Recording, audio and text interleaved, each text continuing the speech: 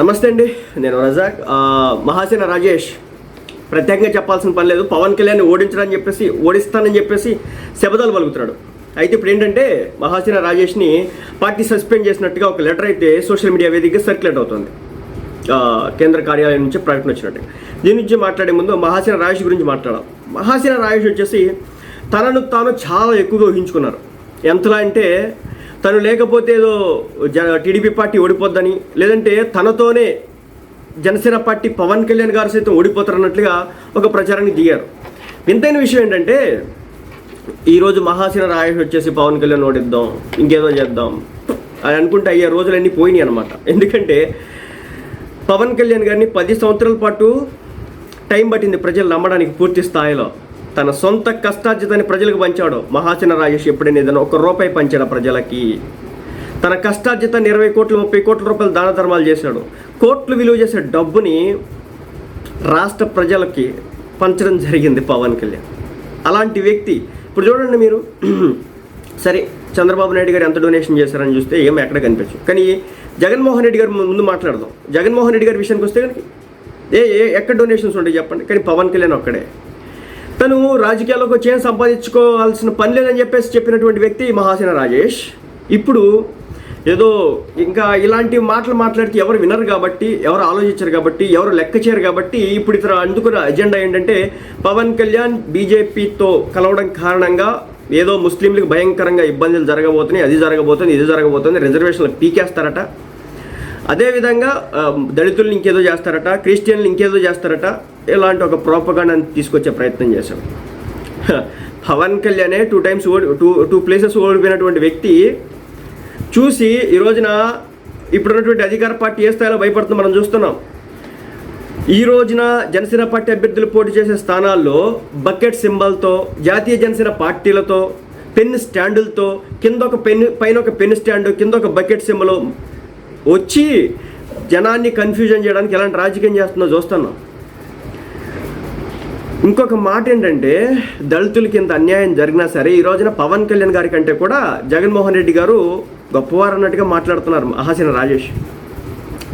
వీటన్నిటి బట్టి చూసుకుంటే కనుక మనకు అర్థమవుతున్న విషయం ఒకటే, ప్రతి ఒక్కరికి ఒక వ్యక్తిగత అజెండా ఉంటుంది. ఈ వ్యక్తిగత అజెండాల్లో కారణంగా వచ్చినటువంటి పంచాయతీలు ఇవన్నీ అనమాట. ఇంకొక విషయం ఏంటంటే పి గన్నవరం టికెట్ పోవడం ఒకటి కడుపుమంట. సరే, ఇదన్నీ కలిసి ఇదంతా పవన్ కళ్యాణ్ జనసేన పార్టీ చేసింది కాబట్టి ఒక రకమైన కడుపు మంటతో ఈ రోజున జనసేన పార్టీ మీద విషం కక్కుతున్న పరిస్థితి. ఇక ఏం చేసేది లేదు. ఇతని వల్ల ఓట్లు ఓడిపోతాడు పవన్ కళ్యాణ్, సీట్లు రావు, జనసేన పార్టీ ఓడిపోద్దంటే దానికంటే అమాయకత్వం, దానికంటే మూర్ఖత్వం ఇంకొకటి లేదు. ఎందుకంటే ఇలాంటి వ్యక్తులను చూసి పవన్ కళ్యాణ్ ఇప్పుడు కూడా రాజకీయాలు చేసినటువంటి వ్యక్తి కాదు. ఓడిపోయిన 2 చోట్ల ఓడిపోయిన తర్వాత కూడా దమ్ముగా బయటకు వచ్చి రాజకీయాలు చేసినాడు పవన్ కళ్యాణ్. ఆపదలో ఉంటే చంద్రబాబు నాయుడు ఆదుకున్నాడు పవన్ కళ్యాణ్. ఆ కష్టకాలం నుండి టీడీపీ క్యాడర్ మొత్తం కూడా చాలా ఇబ్బందులు ఎదుర్కొంటున్న ఆ సిచ్యువేషన్లో మోరల్ ఇచ్చాడు, మోరల్ సపోర్ట్. ఈ రోజున మహాసేన రాజేష్ లాంటి వ్యక్తులు మర్చిపోవచ్చాము, కానీ హార్డ్ కోర్ టీడీపీ ఏ కార్యకర్త కూడా పవన్ కళ్యాణ్ మర్చిపోడండి. మీరు చూడండి, గ్రౌండ్ లెవెల్లో నేను ఇంతకుముందు జనసేన పార్టీ అంటే టీడీపీ వాళ్ళకి ఒక రకమైన ఏదో ఒక చిన్న భావన అయితే ఉండేది, ఏదో ఒక మూల. కానీ ఈ రోజున వాళ్ళు ఇస్తున్నటువంటి రెస్పెక్ట్, వాళ్ళు ఇస్తున్నటువంటి గౌరవం చూస్తే నేను షాక్ అవుతున్న పరిస్థితి. ఎంత గౌరవం అంటే వాళ్ళ దగ్గర నుంచి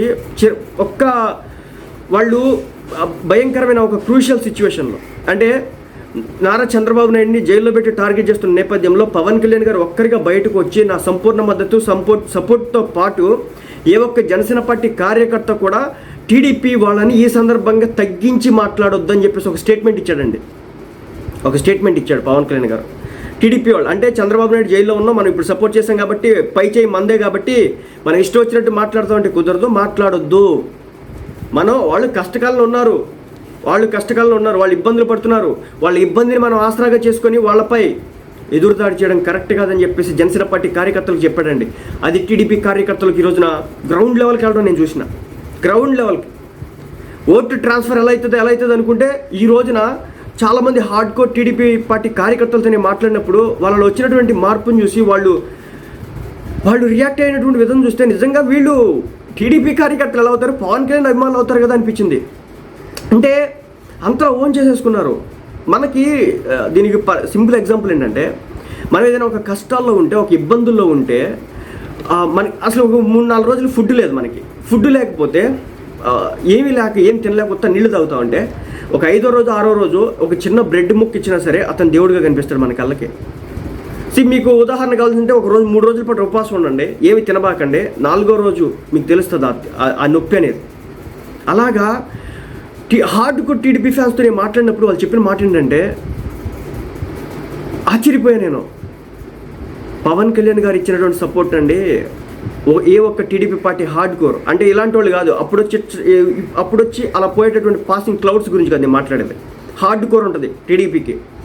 వాళ్ళ అభిమానులు మాట్లాడంటే ఒక రస్ట్ సిచ్యువేషన్లో టీడీపీ పార్టీ నలుగుతున్న టైంలో టీడీపీ పార్టీ పెట్టి 40 ఏళ్ళ రాజకీయ జీవితంలో ఏ ఒక్క టైంలో కూడా ఇలాంటి ఇబ్బంది ఎదుర్కోలేదు. చివరికి ఎన్టీఆర్ మీద జరిగిన దాడిన టైంలో కూడా ఇలాంటి ఇబ్బంది అయితే లేదు.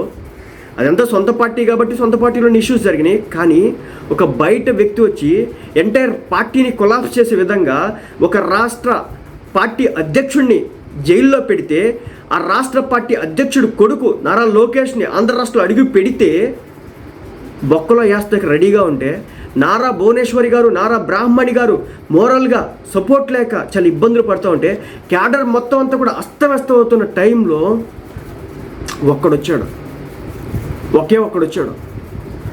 అతనే పవన్ కళ్యాణ్. ఎంత సపోర్ట్ ఇచ్చాడు.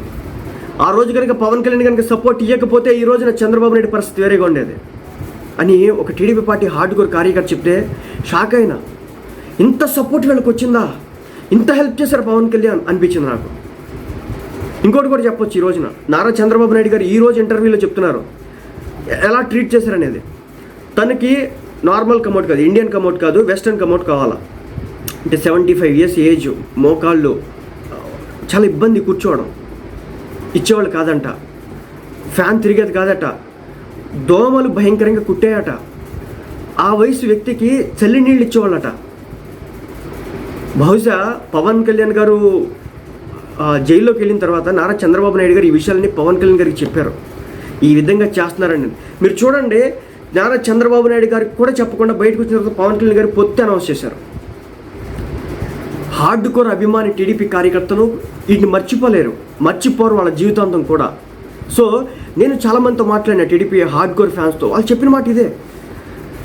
ఎలాంటి టైంలో సపోర్ట్ చేశాడండి, రాజకీయంగా వాడుకోవచ్చు. ఒక పక్క నుంచి జగన్మోహన్ రెడ్డి దాడి చేస్తున్నాడు, సో జైల్లో పెట్టేశాడు. అదేవిధంగా ఇంకో పక్క నుంచి నరేంద్ర మోడీ టీం కూడా టీడీపీ మీద బాణాలు ఎక్కుపెట్టే కూర్చుంది. అదే టైంలో పవన్ కళ్యాణ్ కనుక ఇనిషియేటివ్ తీసుకోకుండా ఆయన కూడా జగన్మోహన్ రెడ్డి అవలంబిస్తున్నటువంటి దాడిని కనుక చేస్తుంటే ఈరోజున టీడీపీ పరిస్థితి ఊహించుకోవడానికే చాలా భయంకరంగా ఉంది. నారా చంద్రబాబు నాయుడు చెప్పారు, నన్ను జైల్లోనే చంపేద్దామని చెప్పేసి ప్లాన్లు వేశారని, చంపేద్దాం అనుకున్నారని. అలాంటి సిచ్యువేషన్లో పవన్ కళ్యాణ్ వచ్చారు. అలాంటి వ్యక్తి గురించి మహాసేన రాజేష్ లాంటి వ్యక్తులు మాట్లాడుతుంటే మాకు బాధేస్తుంది. అంటే వీళ్ళు జస్ట్ వీళ్ళ పదవుల కోసం వస్తారండి. తర్వాత పదవి ఇస్తే జై జగన్, జై జనసేన, జై పవన్ కళ్యాణ్, జై చంద్రబాబు అంటారు, లేదంటే జై జగన్ కూడా అంటారు. అదే పదవి ఇవ్వకపోతే కనుక దుమ్మెత్తి పోస్తారు. దీనికి ప్రత్యక్ష ఉదాహరణ మనం చూస్తున్నాం కదా అని చెప్పేసి ఒక హార్డ్ కోర్ టీడీపీ అభిమాని చెప్తే నేను ఒక ఇంత ఆశ్చర్యానికి గురైన. ఎందుకంటే బేసిక్గా హార్డ్ కోర్ అభిమాని వాళ్ళ నాయకుల కంటే, వాళ్ళ కార్యకర్తల కంటే ఒక స్టెప్ ముందుకు తీసుకొని పవన్ కళ్యాణ్ గారి గురించి మాట్లాడాల్సిన అవసరం అయితే లేదు. ఏమంది పొలిటికల్గా సపోర్ట్ చేసి ఉంటారేమో, లేదంటే ఏదో సపోర్ట్ ఇస్తే ఏదైనా ఉంటుందేమో అందుకోసం చేసి ఉంటారేమో అనే ఒక మాట అనేయచ్చు. కానీ అలా అనలేదు, చాలా చెప్పారు. బేసిక్గా జనసేన పార్టీ కార్యకర్తలు కూడా ఇలా ఎప్పుడు కూడా ఆలోచించి ఉండరు. పవన్ కళ్యాణ్ గారు బహుశా అందుకని ఉంటారు. టీడీపీ పార్టీ కార్యకర్తలు కానీ టీడీపీ పార్టీ నాయకులు కానీ ఎప్పుడు కూడా తక్కువ చేసి మాట్లాడొద్దు, ఆ లీనియన్స్ మనం తీసుకోవద్దు, వాళ్ళ కష్టకాలంలో ఉన్నా సరే వాళ్ళని ఇబ్బంది పెట్టొద్దు అని చెప్పినటువంటి మాటలకి సార్థకత ఈరోజు వచ్చింది. ఇక సరిపల్ల రాజేష్ విషయానికి వస్తే కనుక టీడీపీ కేంద్ర కార్యాలయం నుంచి ఒక ప్రకటన వచ్చినట్టు చెప్తున్నా కదా. ఆ ప్రకటన ఉద్దేశం ఏంటంటే తెలుగుదేశం పార్టీలో స్టార్ క్యాంపెయినర్గా ఉంటూ స్టీరింగ్ కమిటీ సభ్యుడిగా ఉంటున్న శ్రీ సరిపల్ల రాజేష్ అలియాస్ మహాసేన రాజేష్ గారిని తెలుగుదేశం పార్టీ నుంచి సస్పెండ్ చేయడం జరిగింది.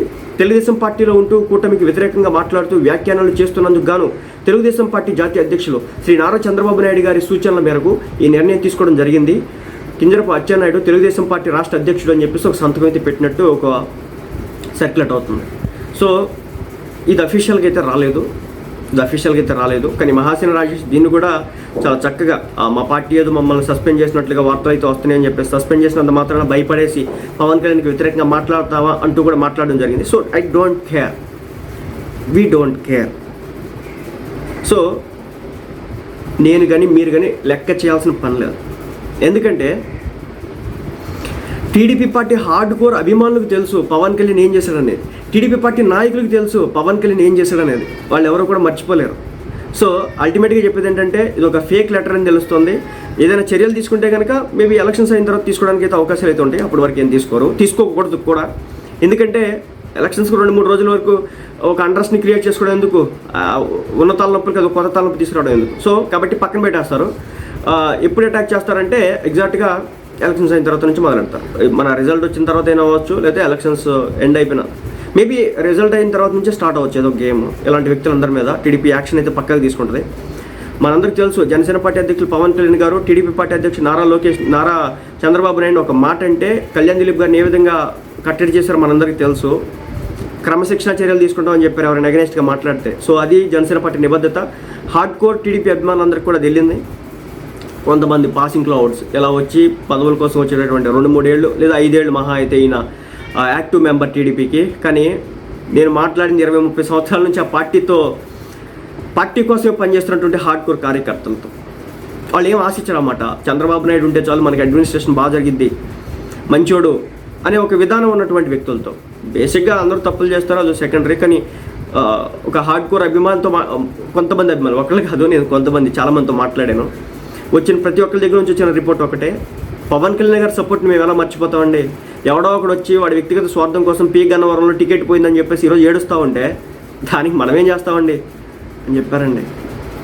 అది పరిస్థితి. సో మహాసేన రాజేష్ లాంటి వ్యక్తుల్ని పట్టించుకోవాల్సిన పర్లేదు.